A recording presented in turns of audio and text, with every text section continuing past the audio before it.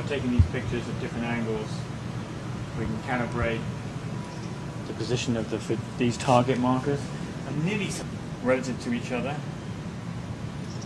And once we know that, we can then track this thing, the little film camera. This guy right here? That little guy there. What camera is this? That's just a Gig E camera. I think it's a Basler. It's like a megapixel resolution. Actually, I think that's 2 megapixels. Got it. But we can use pretty much any camera. So you just load the images in? Yep. And here they are. We took. Okay. And we're going to pick a couple of 2 images where there's reasonable overlap. And I'm going to detect the targets in this one camera. Find that. So over here we should have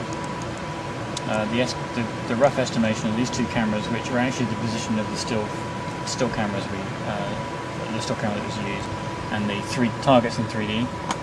Now we go through other images and detect the targets, and then we resection a camera, so it's added a camera of this particular camera, and then we optimize and keep doing this process until we start adding these fiducials and also adding the cameras. So we can go to the next scene, this one, detect active, resection camera, it adds the camera. Oops.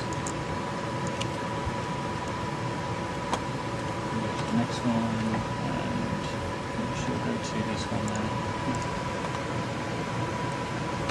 Resection camera. So you can see we're building up the scene. So that's all the images done. And we have our, it's upside down at the moment, it doesn't know which way the world is up. So what we're going to do is, so we're going to set the world origin now. TTL line 8. So that's now just put our world the right way up. And now we're going to set the world origin. And I'm actually just using an actual particular target to align the world to. There we go. So that is our world. So that's an exact replica of the stage here? Yeah. We're also going to export our scene so we can bring it into our motion builder. All the targets relative to each other. So you've now calibrated the targets relative to each other? Yep. And once we know that, we can determine where the tracking camera is. So I'm going to fire up the tracking software and initialize it. So now, if we move this camera, if you stay locked on here, you can see it identifying the target. Camera. And you're moving that camera right there? Yeah, this little machine vision camera, and it's filming the obviously the targets, and the software on the PC over here is identifying each of those targets automatically. Got it. Since we're identifying those, we know where the 3D camera is. So to show that, I'm actually just going to increase the gain a little bit. To show that, we can fire up. We're just using Motion Builder right now. So this is actually the camera that's being tracked right now. So if I move.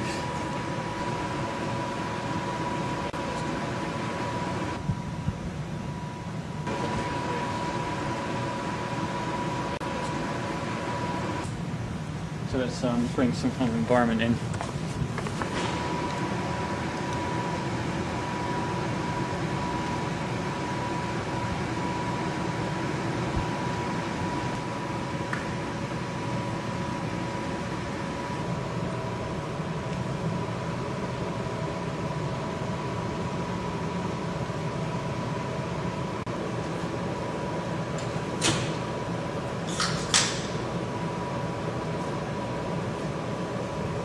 Should be tracking this pretty well. Yeah.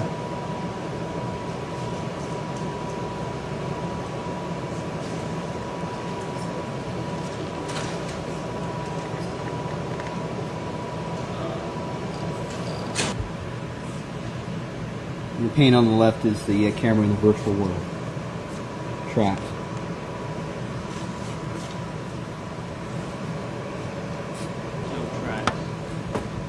Is that your hand in front? I gotcha. Yeah. Okay.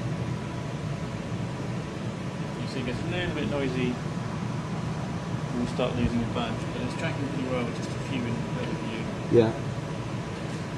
And it'll continue to track. Even if you occlude it. Yeah, but it gets affected, but it does actually reboot very quickly. Very quickly, yeah. It's very minute.